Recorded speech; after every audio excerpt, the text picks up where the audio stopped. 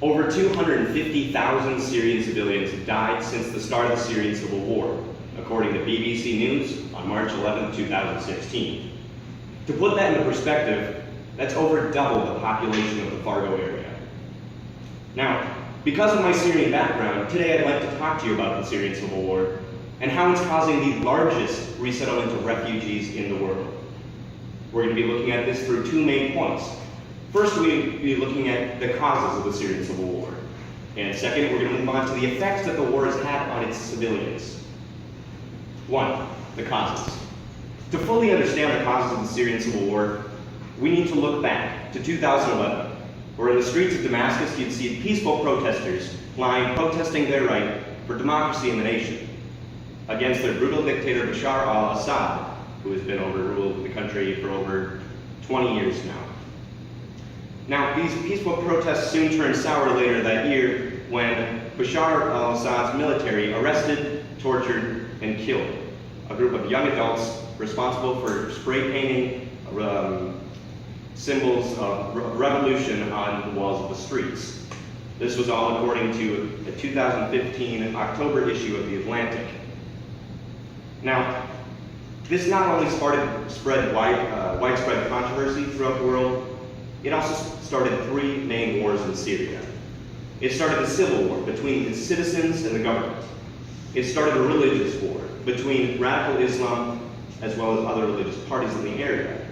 And it started a proxy war, with the United States taking the rebel side and Russia taking the government side. Now that we have a basic understanding of what caused the Syrian civil war, let's look on to the effects that it's had on its citizens. Now, according to Ali Abassim's master thesis on Europe's refugee crisis, the sheer influx of refugees into the surrounding countries is so massive that these countries don't have any ability to contain them. Countries such as Turkey and Jordan have refugee camps set up with thousands of refugees in each of them, each of which have deplorable living conditions. Citizens aren't, actually I shouldn't even say citizens because they aren't granted basic citizen rights to these countries they're moved to. They don't have water, they don't have food. So obviously these conditions in these countries are not suitable for this sheer amount of people moved into them. Secondly, let's move on to the United States on the other side of the world, where recently after these Paris bombings, President Barack Obama allowed 10,000 Syrian refugees to move into the United States. Now, one of these refugee families recently found their way into the Fargo-Moorhead area.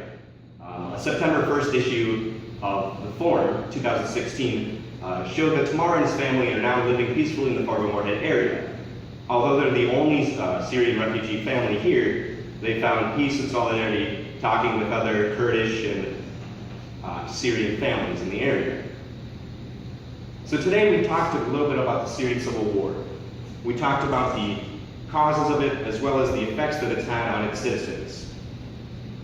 Now, for citizens like Tamar, studies show that civil wars usually last around 10 years.